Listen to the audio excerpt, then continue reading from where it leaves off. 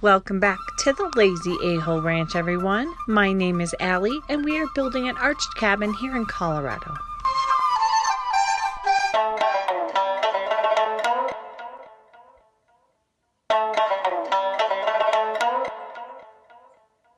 Let's continue where we left off with Subfloor, shall we?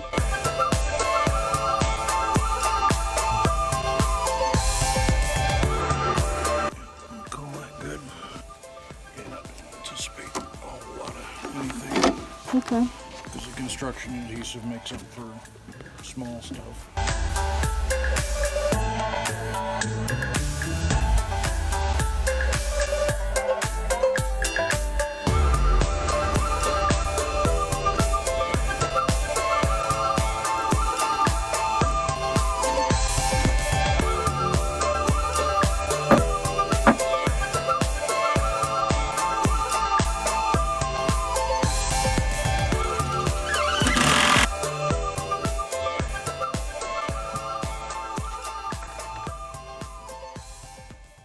So the guys took a come along and attached it to a chain over here to try and square up a pesky joist.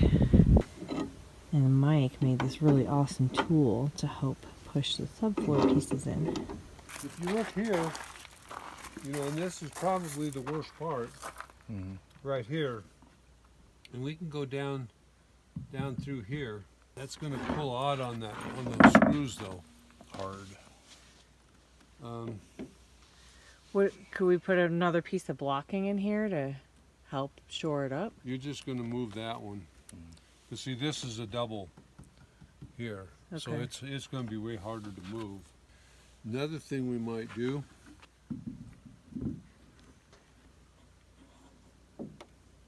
Ooh, look at there. Oh. Yeah, that loosened this up a little too. This is good here, so let's do this.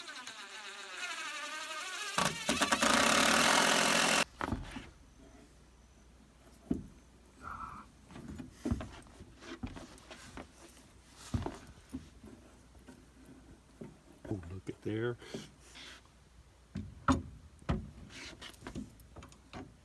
So you're just kind of walking it over, basically? Yeah.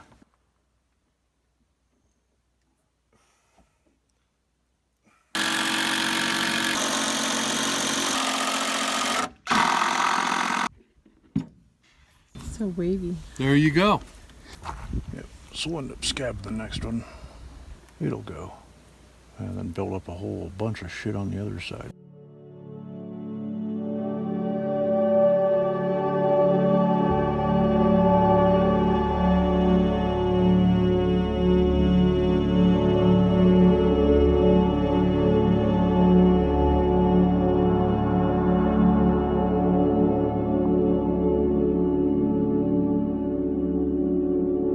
Mike starts physical therapy today. We're going to do a bigger square and kind of see where we're off to see where a mistake may have been made. I know when we were first lining this up, we lined it up with the side, which may have been an error. We kind of figured we probably made some mistakes here and there. Neither of us have done this before. We are professional amateurs.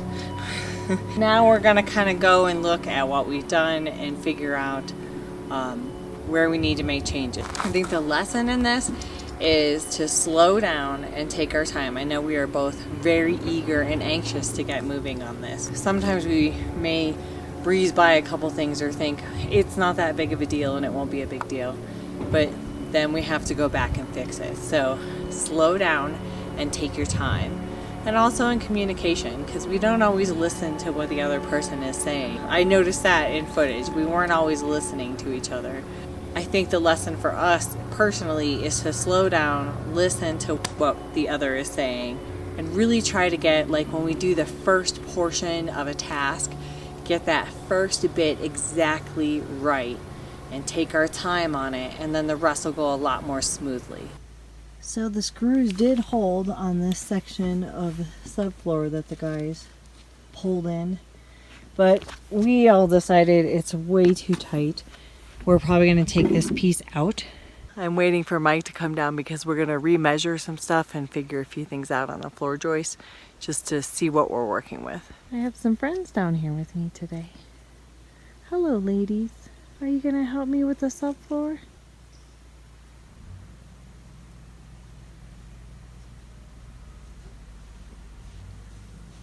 Mike is driving again.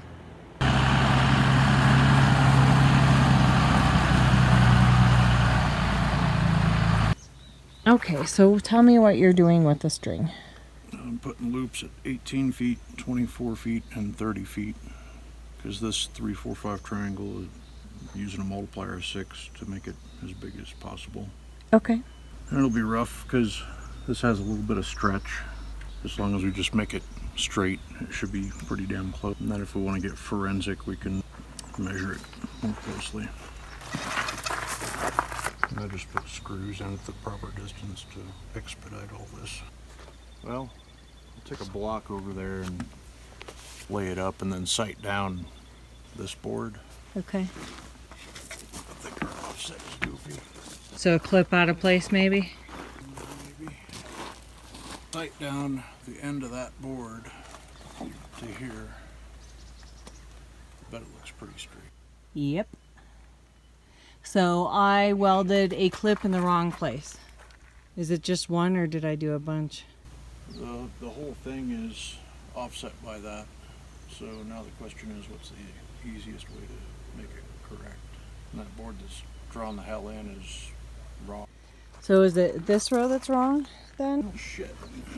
From here it looks not bad. Well, if we call that the reference corner and straighten everything to it, we don't have to do crap on this side and just cut some fillers to make up that gap, and then we'll have to take the corresponding amount off the other end. But at this point, well, we could just take what we cut off that end, throw it down here, off another piece for the second row, and then we're good, I think. Yeah, so we'll pull that shit apart because that doesn't fly. Do we need to clamp it while we're pulling it apart so it doesn't rip the shit out of the board? Yeah. Okay. Yeah, and I think that's where we screwed up. Well, we kind of called this a reference corner, but in the wrong spot. I don't know why the hell. I must have been undernourished that day. But I think it's going to be an easy fix. If those two surfaces are what I think they are, this corner should have been here. Okay. Oh yeah, definitely. That would totally do it. Put the first sheet down wrong. That's all it was. Okay, that's not a big deal.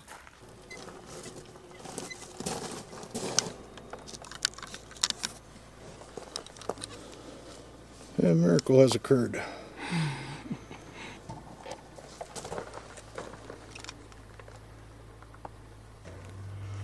So it might be off by an inch or so. Well, we can drop a longer tape on that. Man, that's exactly what we did. Shit. Okay, that's not a big deal. Yeah, it's annoying. It's off. Dang, it's off by it's a bit more. Alright. So, man, 3 inches over 30 feet. The easiest one to move is that one. Okay. We're going to end up making this our reference side because that end's a lot easier to move this way than it is to tear up all this stuff that's glued and screwed. We might not be too bad off on the rest of the sheets that are on those joists. Alright, it's not so bad. So our 30 feet on the string is here. Now we get our 18 feet here to match up with our 30 feet here. On that side will fall here. It comes out pretty damn close to 20 feet. Yeah. And just lay a piece of string at 20 feet, just whack in a screw here. And then just have our string of this is where it's supposed to be. Okay. And then you can lay out to that and be pretty confident. So, yeah, that's pretty much where the edge of our stuff ends up. Noticing something as I was walking the tape down. Our 16-inch centers are going to be a mess. Oh no. We'll probably have a weird sheet on that end. Weird in that it won't be a multiple of 16. I'd call that pretty on. Yeah, that's good. Okay. So, a little bit off square here. Okay. Which I expected. I'm thinking, just as a mock-up and to make sure it's going to make fucking sense, lay the ribs up on the sides, square them, and then see where shit falls. Okay.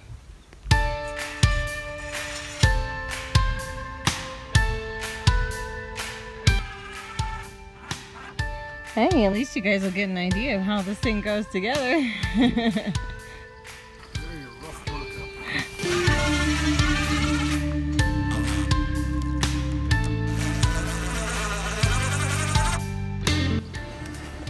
Alright, it's there-ish.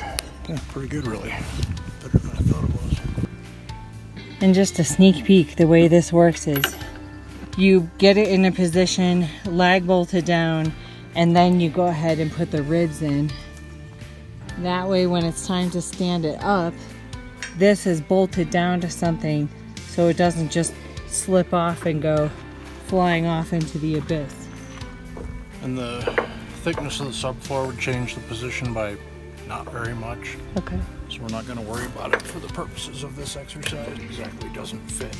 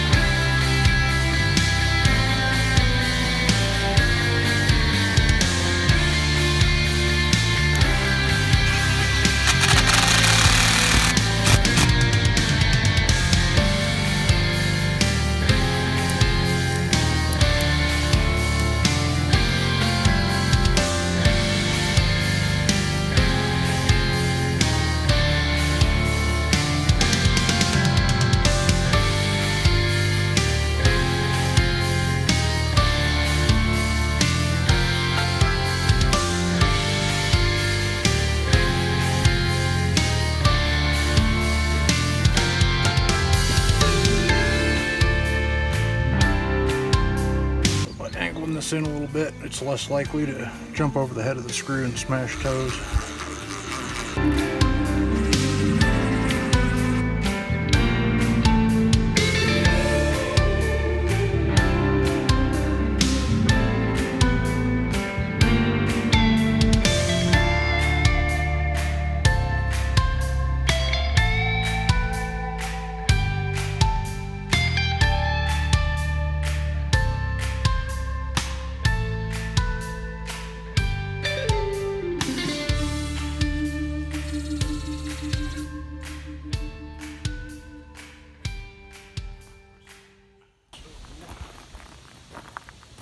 My mark for 30 is a little off here. 35.83 on that one and 36.28, 36.2 on the other. Yep. Mike's predicting 36 on the 16th. 35.83.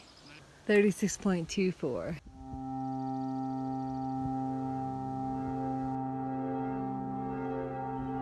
Yeah, pretty well. That. Now we're going to do the corners again because we moved it 2/10 of an inch. 36.2, 35.84, 35.92, 36.14, 36.7, 36.4, 36.1. The other was 36.4. Not too bad off. Well, the first sheet will be 8 feet. So it puts it here, right on the edge of this, so we can throw A block. something there.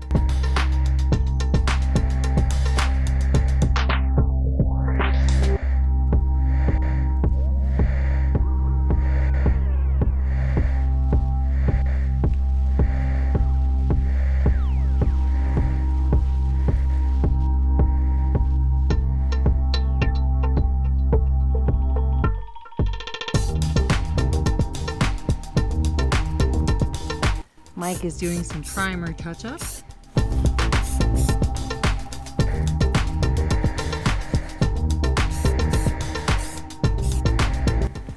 My garden is growing like crazy. I love this flower.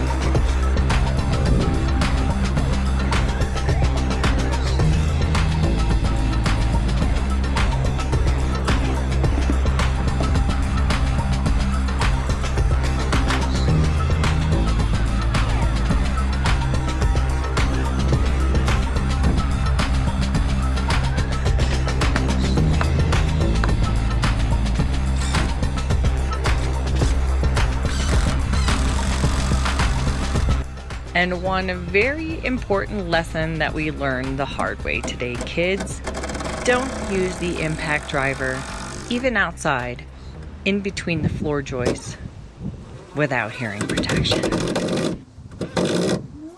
And it isn't always going to be sunshine and rainbows. I realize that.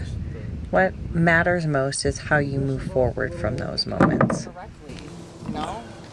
Well, it's not going to be perfect. It's kind of where it ends up. Going the DIY route on building your own house is both incredibly rewarding and incredibly frustrating at the same time. Stress levels are way up, especially with injuries, and I haven't been feeling well because I use the impact wrench in a small space without hearing protection. But even with all of the hiccups and all of the setbacks, it's still so rewarding to stand back and look at all of the hard work that you're putting into everything.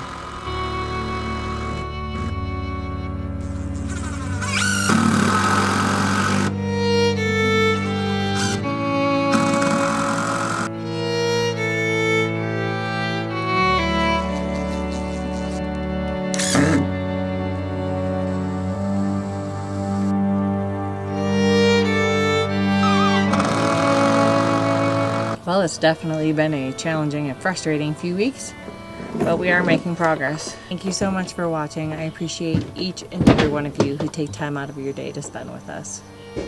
Have a wonderful rest of your week. Don't forget to follow us on Patreon and stop by our website, lazyaholeranch.com, to purchase soap and to find out more about the cost of building an arch cabin. I should probably have a blog post up either this week or next week to update the cost so far. So thank you so much, and you have a great rest of your day. Love you guys. Bye. Hey guys, 2:33 in the morning. It kind of feels like someone is shoving needles in this eye. Yay! This doesn't feel better by morning. I'm gonna have to get it looked at because I have something called a Chiari malformation, and I also have something called pseudotumor cerebri, and I'm not really technically ever supposed to strain, but I may have strained way too hard and broken my brain. Ugh. It wouldn't be the first time I have strained too hard and hurt myself, so going to the ER. I don't really have a headache anymore, but I have this weird, like, having goosebumps through my whole body, but it's like throbbing. So it's like waves of goosebumps, but I don't have goosebumps, but that's what it feels like. I'm also salivating a bunch like I'm nauseous and gonna throw up, but I'm not actually nauseous. So something's not right, and I'm gonna go to the ER and just get checked out.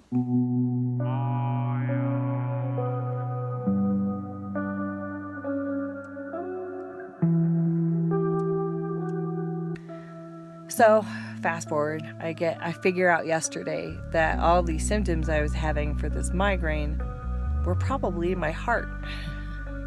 great. I'm on SSDI. I'm on disability for obviously being a hot mess of a nightmare medically. My Medicare was automatically being deducted from my Social Security. They didn't auto deduct it, and it was around the same time that my son killed himself. And I was a mess. I didn't realize that they weren't deducting the payments, and I lost my insurance. So I've been trying to get it back ever since then, and I keep getting the runaround. So I call today. Social Security tells me that I have to call Medicare because I have to pay for it. I have to pay for the lapse, and then they'll reinstate me. So I'm like, okay, great. So I can just pay for this, and then I'll get my insurance back, right? No. So I call Medicare. Medicare tells me I have to call Social Security because they can't help me. They also tell me that I owe them over $1,000. My insurance was $150 a month, and this was maybe a 4-month lapse that I didn't realize had happened. So in my estimation, I owe like $600. For some reason, I owe them over $1,000, which I quite frankly don't have. Can't get upset. This tells me I have to calm down. So obviously I need some medical care because obviously I've got some stuff going on. But I can't get in because I don't have insurance. But they can't tell me what I owe them $1,000 for because their system only goes back to 2019, and this all happened in 2018. Somebody suggested to me at some point that I try something called direct primary care. And the direct primary care is family physicians only. They don't have any specialists, so that wouldn't be covered. So I can't do that option because I can't get the coverage I need. I've looked up homeopathic ways to treat bradycardia, and I'm not really finding anything. It's all, see your doctor, but I don't have a doctor. I really just want to go see a doctor and figure out if I just need a medication or what I need to get taken care of. But I can't, and I can't do anything, and I just don't know what to do. What am I supposed to do? I mean, I don't know. Do you guys know any homeopathic ways to treat myself?